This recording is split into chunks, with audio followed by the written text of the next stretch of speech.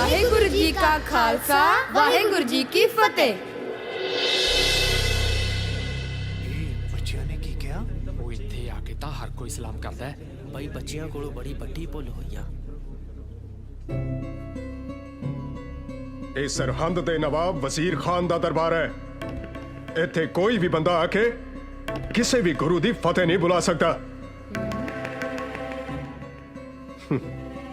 ਚਲੋ ਬੱਚਿਓ, ਨਵਾਬ ਸਾਹਿਬ ਕੋਲੋਂ ਮਾਫੀ ਮੰਗੋ ਤੇ ਅਦਬ ਨਾਲ ਸਿਰ ਝੁਕਾ ਕੇ ਸਲਾਮ ਕਰੋ। ਅਸੀਂ ਵਾਹਿਗੁਰੂ ਵਿੱਚ ਹੀ ਯਕੀਨ ਰੱਖਦੇ ਹਾਂ, ਉਸੇ ਪਰਮਾਤਮਾ ਅੱਗੇ ਝੁਕਦੇ ਹਾਂ ਜੋ ਆਤਮਾ ਦੇ ਰੂਪ ਵਿੱਚ ਹਰ ਕਿਸੇ ਦੇ ਅੰਦਰ ਵਸਦਾ ਹੈ। ਉਸ ਤੋਂ ਬਿਨਾਂ ਅਸੀਂ ਆਪਣਾ ਸਿਰ ਹੋਰ ਕਿਸੇ ਦੇ ਸਾਹਮਣੇ ਨਹੀਂ ਝੁਕਾਉਂਦੇ। ਇਹ ਕਾਫਰਾਂ ਦੀ ਬੋਲੀ ਹੈ।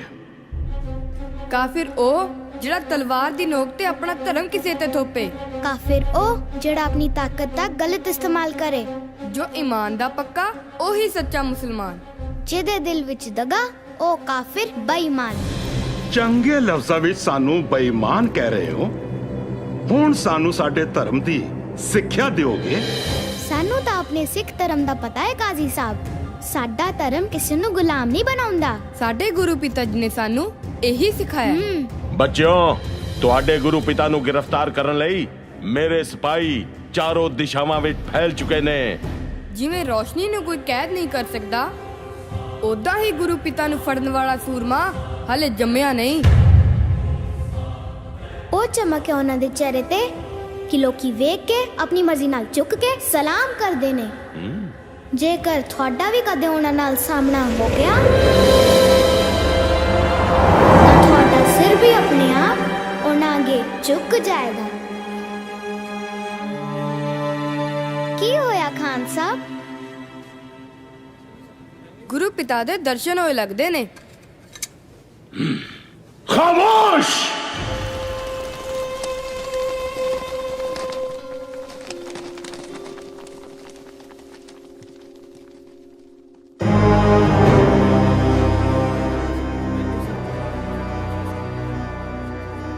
ਬੱਚਿਓ, ਹੁਣ ਤੁਸੀਂ ਸਾਡੇ ਕੋਲ ਰਹੋ। ਮੈਂ ਵਾਅਦਾ ਕਰਦਾ ਹਾਂ ਕਿ ਤੁਹਾਡੀ ਹਰ ਜ਼ਰੂਰਤ ਪੂਰੀ ਕੀਤੀ ਜਾਵੇਗੀ। ਵੈਸੇ ਵੀ ਹੁਣ ਤੁਸੀਂ ਜਾਓਗੇ ਕਿੱਥੇ? ਸ਼ਾਇਦ ਤੁਹਾਨੂੰ ਪਤਾ ਨਹੀਂ, ਅਨੰਦਪੁਰ ਉਜੜ ਚੁੱਕਿਆ ਹੈ। ਤੁਹਾਡੇ ਗੁਰੂ ਪਿਤਾ ਨੂੰ ਅਸੀਂ ਫੜ ਲੈਣਾ ਹੈ। ਤੁਹਾਡੇ ਦੋਨੋਂ ਵੱਡੇ ਭਰਾ ਅਜੀਤ ਤੇ ਜੁਝਾਰ ਚਮਕੌਰ ਦੀ ਲੜਾਈ 'ਚ ਮਾਰੇ ਜਾ ਚੁੱਕੇ ਨੇ। ਤੁਹਾਡਾ ਕੀ ਯਕੀਨ ਕਰਨਾ? ਤੁਹਾਡੀ ਤਾਂ ਨੀਅਤ ਹੀ ਠੀਕ ਨਹੀਂ ਹੈ ਖਾਨ ਸਾਹਿਬ। ਬਿਨਾਂ ਕਿਸੇ ਜੁਰਮ ਸਾਨੂੰ ਬੁਰਜ ਵਿੱਚ ਕੈਦ ਕੀਤਾ ਹੋਇਆ। ਖਾਨ ਸਾਹਿਬ ਠੀਕ ਕਹਿ ਰਹੇ ਨੇ ਬੱਚਿਓ। ਇਹਨਾਂ ਦਾ ਧਰਮ ਕਬੂਲ ਕਰੋ, ਨਹੀਂ ਤਾਂ ਆਪਣੇ ਭਰਾਵਾਂ ਦੀ ਤਰ੍ਹਾਂ ਮਾਰੇ ਜਾਓਗੇ। ਸਾਡੇ ਧਰਮ ਨੇ ਸਾਨੂੰ ਮਰਨਾ ਪਹਿਲਾਂ ਸਿਖਾਇਆ, ਇਸ ਲਈ ਸਾਨੂੰ ਮੌਤ ਦੇ ਡਰਾਵੇ ਨਾ ਦਿਓ। ਬੱਚਿਓ, ਮੌਤ ਦੀ ਨਹੀਂ, ਜ਼ਿੰਦਗੀ ਦੀ ਗੱਲ ਕਰੋ। ਤੁਸੀਂ ਜੋ ਚਾਹੋਗੇ ਉਹੀ ਮਿਲੇਗਾ। ਰਹਿਣ ਲਈ ਐਸ਼ੋ ਆਰਾਮ ਤੇ ਮਹਿਲ, ਰਾਜਕੁਮਾਰਾਂ ਦੀ ਤਰ੍ਹਾਂ ਠਾਠ ਬਾਠ। ਜੇਕਰ ਮੈਂ ਕੁਝ ਭੁੱਲ ਗਿਆ ਹੋਵਾਂ ਤਾਂ ਤੁਸੀਂ ਮੈਨੂੰ ਯਾਦ ਕਰਵਾ ਦੇਣਾ ਹੈ। ਯਾਦ ਦਿਲਾਉਂਦਾ, ਉਹ ਯਾਦ ਦਿਲਾਉਣਾ ਜਿਹੜਾ ਮੇਰੇ ਦਾਦਾ ਜੀ ਗੁਰੂ ਤੇਗ ਬਹਾਦਰ ਜੀ ਨੇ ਕਿਹਾ ਸੀ ਉਹਨਾਂ ਕਸ਼ਮੀਰੀ ਪੰਡਤਾਂ ਨੂੰ, ਜਿਨ੍ਹਾਂ ਨੂੰ ਉਹਨਾਂ ਦੇ ਧਰਮ ਪਰਿਵਰਤਨ ਲਈ ਮਜਬੂਰ ਕੀਤਾ ਜਾ ਰਿਹਾ ਸੀ। ਦਾਦਾ ਜੀ ਨੇ ਕਿਹਾ ਸੀ ਉਹਨਾਂ ਜ਼ਾਲਮਾਂ ਨੂੰ ਕਹੋ ਪਹਿਲਾਂ ਗੁਰੂ ਦਾ ਧਰਮ ਬਦਲੋ। ਜੇਕਰ ਗੁਰੂ ਨੇ ਧਰਮ ਬਦਲਿਆ ਤਾਂ ਤੁਸੀਂ ਸਭ ਵੀ ਖੁਸ਼ੀ-ਖੁਸ਼ੀ ਧਰਮ ਬਦਲ ਲਵੋਗੇ। ਹਾਂ ਹਾਂ, ਯਾਦ ਹੈ। ਤਾਂ ਫੇਰ ਜਿਨ੍ਹਾਂ ਦੇ ਦਾਦਾ ਜੀ ਨੇ ਕਿਸੇ ਦਾ ਧਰਮ ਬਚਾਉਣ ਲਈ ਆਪਣਾ ਅਸੀਸ ਦੇ ਦਿੱਤਾ, ਤੁਸੀਂ ਉਹਨਾਂ ਦੇ ਪੋਤਿਆਂ ਨੂੰ ਆਪਣਾ ਧਰਮ ਕਬੂਲ ਕਰਨ ਲਈ ਕਹਿ ਰਹੇ ਹੋ? ਸੋਚ ਲਓ, ਕਿਤੇ ਕੋਈ ਗਲਤੀ ਤਾਂ ਨਹੀਂ ਕਰ ਰਹੇ। ਉਸੇ ਦੀ ਵਿਧਵਾ, ਮਤਲਬ ਤੁਹਾਡੀ ਦਾਦੀ ਹਾਲੇ ਜ਼ਿੰਦਾ ਹੈ। ਹੁਣ ਕੀ ਕਰਨਾ ਹੈ? ਜਾਓ, ਉਸ ਨਾਲ ਜਾ ਕੇ ਸਲਾਹ ਕਰੋ। ਕੱਲ ਤੱਕ ਦੀ ਮੌਲਤ ਹੈ।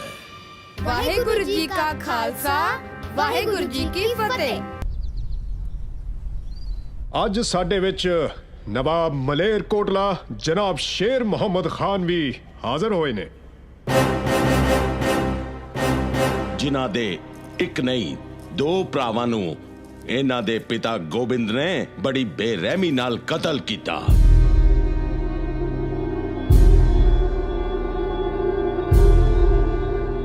ਤੁਹਾਨੂੰ ਪਤਾ ਹੈ, ਤੁਹਾਡੇ ਪਿਤਾ ਨੇ ਨਵਾਬ ਸਾਹਿਬ ਦੇ ਭਰਾਵਾਂ ਨੂੰ ਕਿਉਂ ਕਤਲ ਕੀਤਾ ਸੀ? ਕੋਈ ਗਲਤੀ ਕੀਤੀ ਹੋਵੇਗੀ? ਇਹਨਾਂ ਦੇ ਭਰਾਵਾਂ ਨੇ।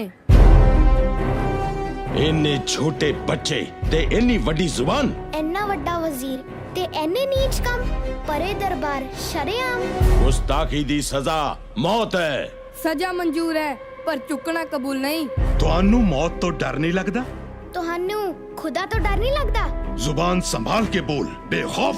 ਬੇਖੌਫ ਜਿੰਦੇ ਹਾਂ, ਬੇਖੌਫ ਮਰਦੇ ਹਾਂ। ਕਿਉਂਕਿ ਅਸੀਂ ਗੁਰੂ ਦੇ ਸਿੰਘ ਹਾਂ। ਸਿੰਘ। ਹਾਂ, ਸਹੀ ਕੰਮ ਕਰਨ ਵਾਲਾ ਬੰਦਾ ਸਿੰਘ ਹੁੰਦਾ ਹੈ। ਕਿਸੇ ਦੇ ਹੰਝੂ ਪੂੰਝ ਕੇ ਉਸ ਨੂੰ ਖੁਸ਼ੀ ਦੇਣ ਵਾਲਾ ਬੰਦਾ ਸਿੰਘ ਹੈ। ਕਮਜ਼ੋਰ ਦੀ ਤਾਕਤ ਬਣਨ ਵਾਲਾ ਬੰਦਾ ਸਿੰਘ ਹੈ। ਇਨਸਾਫ ਲਈ ਜ਼ਿੰਦਗੀ ਦਾਅ ਤੇ ਲਾਉਣ ਵਾਲਾ ਬੰਦਾ ਸਿੰਘ ਹੈ। ਓਏ ਸਿੰਘੋ, ਇਹਨਾਂ ਦੇ ਭਰਾ ਇਨਸਾਫ ਦੀ ਲੜਾਈ ਲੜਦੇ ਸੀ ਜਦੋਂ ਤੁਹਾਡੇ ਪਿਤਾ ਨੇ ਯੁੱਧ ਵਿੱਚ ਉਹਨਾਂ ਦਾ ਕਤਲ ਕੀਤਾ। ਯੁੱਧ ਵਿੱਚ ਨਾ। ਉਹਨੂੰ ਕਤਲ ਨਹੀਂ, ਕੁਰਬਾਨੀ ਕਹਿੰਦੇ ਨੇ। ਤੁਸੀਂ ਉਸ ਨੂੰ ਕਤਲ ਕਹਿ ਕੇ ਇਹਨਾਂ ਦੇ ਸ਼ਹੀਦ ਭਰਾਵਾਂ ਦੀ ਮੌਤ ਦਾ ਅਪਮਾਨ ਕਰ ਰਹੇ ਹੋ। ਲਫ਼ਜ਼ਾਂ ਦਾ ਜਾਲ ਵਿਛਾ ਕੇ ਤੁਸੀਂ ਆਪਣੇ ਬਾਗੀ ਪਿਤਾ ਦੇ ਗੁਨਾਹਾਂ ਤੇ ਪਰਦਾ ਨਹੀਂ ਪਾ ਸਕਦੇ। ਉਹਨਾਂ ਦੇ ਗੁਨਾਹ ਦੀ ਸਜ਼ਾ ਤੁਹਾਨੂੰ ਜ਼ਰੂਰ ਮਿਲੇਗੀ ਤੇ ਉਹ ਸਜ਼ਾ ਖੁਦ ਨਵਾਬੇ ਮਲੇਰ ਕੋਟਲਾ ਤੈਅ ਕਰਨਗੇ, ਜਿਨ੍ਹਾਂ ਦੇ ਤੁਸੀਂ ਗੁਨਾਹਗਾਰ ਹੋ।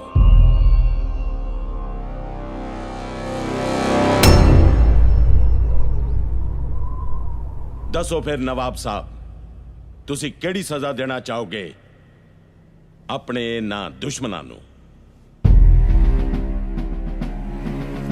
ਮੈਂ ਗੋਬਿੰਦ ਕੋਲੋਂ ਆਪਣੇ ਭਰਾਵਾਂ ਦੀ ਮੌਤ ਦਾ ਬਦਲਾ ਲੈਣਾ ਚਾਹੁੰਦਾ ਹਾਂ ਤੇ ਉਹ ਮੈਂ ਜ਼ਰੂਰ ਲਵਾਂਗਾ। ਪਰ ਮੈਦਾਨੇ ਜੰਗ ਵਿੱਚ ਇਹ ਮੇਰੇ ਗੁਨਾਹਗਾਰ ਨਹੀਂ ਹਨ। ਔਰਤਾਂ ਤੇ ਬੱਚਿਆਂ ਕੋਲੋਂ ਬਦਲਾ ਨਹੀਂ ਲਿਆ ਜਾਂਦਾ। ਮੈਂ ਚਾਹੁੰਦਾ ਹਾਂ ਇਨਸਾਨੀਅਤ ਦੇ ਨਾਤੇ ਗੋਬਿੰਦ ਦੀ ਮਾਂ ਤੇ ਉਹਦੇ ਬੱਚਿਆਂ ਨੂੰ ਰਿਹਾ ਕਰ ਦਿੱਤਾ ਜਾਵੇ।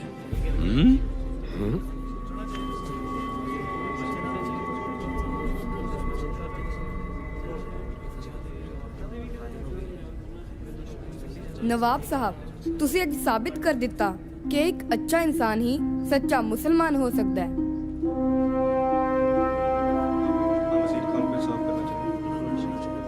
ਮੈਂ ਵੀ ਇਨਸਾਫ ਵਿੱਚ ਯਕੀਨ ਰੱਖਦਾ ਹਾਂ।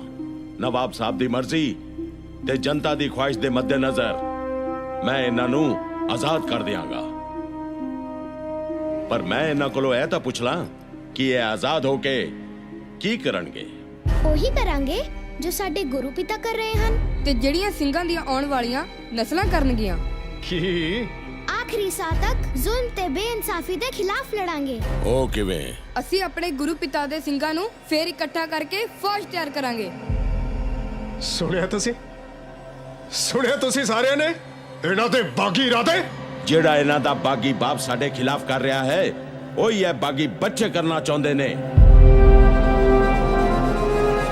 ਹੁਣ ਦੱਸੋ ਦਰਬਾਰ ਵਿੱਚ ਬੈਠੇ ਕਾਜ਼ੀਓ ਤੇ ਵਜ਼ੀਰੋ ਕਿ ਮੁਗਲਿਆ ਸਲਤਨਤ ਦੇ ਇਹਨਾਂ ਬਾਗੀਆਂ ਬਾਰੇ ਤੁਹਾਡੀ ਕੀ ਰਾਏ ਹੈ? ਖਾਨ ਸਾਹਿਬ, ਹੁਣ ਤਾਂ ਸਭ ਦੀ ਰਾਏ ਇੱਕੋ ਹੀ ਹੋ ਸਕਦੀ ਹੈ। ਸੱਪ ਦੇ ਬੱਚੇ ਸੱਪ ਹੀ ਹੁੰਦੇ ਨੇ। ਸੁੱਚਾ ਨੰਦ, ਜ਼ੁਬਾਨ ਨੂੰ ਲਗਾਮ ਦੇ। ਮਜ਼ਲੂਮਾਂ ਦੇ ਉਹ ਦੋਸਤ ਨੇ, ਨੇਕੀ ਉਹਨਾਂ ਦੀ ਪਹਿਚਾਣ ਹੈ। ਸੀਸ ਝੁਕਾ ਕੇ ਆਦਰ ਕਰ, ਗੁਰੂ ਗੋਬਿੰਦ ਸਿੰਘ ਉਹਨਾਂ ਦਾ ਨਾਮ ਹੈ। ਸ਼ੁਕਰ ਕਰ ਅਸੀਂ ਤੁਹਾਡੇ ਕੈਦੀਆਂ, ਨਹੀਂ ਤਾਂ 100 ਗੁਰੂ ਪਿਤਾ ਦੀ ਹੁਣ ਤੱਕ ਤੇਰਾ ਸਿਰ ਮੋਢੇ ਤੋਂ ਡਿੱਗ ਚੁੱਕਾ ਹੋਣਾ ਸੀ। ਬਸ, ਮੈਂ ਹੋਰ ਕੁਝ ਨਹੀਂ ਸੁਣਨਾ ਚਾਹੁੰਦਾ।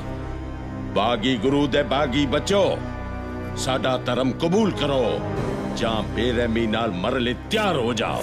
पहला मरण कबूल, जीवन की छड़ आस, हो सबना की रहन का, तो आओ हमारे पास। काजी साहब, फतवा। मेरा फतवा तैयार है खान साहब।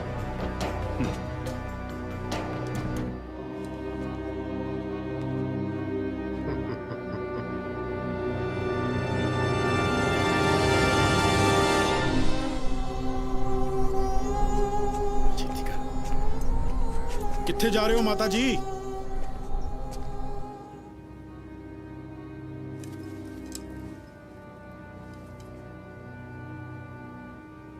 ਇਹਨਾਂ ਨੂੰ ਜ਼ਿੰਦਾ ਦੀਵਾਰ ਵਿੱਚ ਚਿਣ ਦਿੱਤਾ ਜਾਵੇ।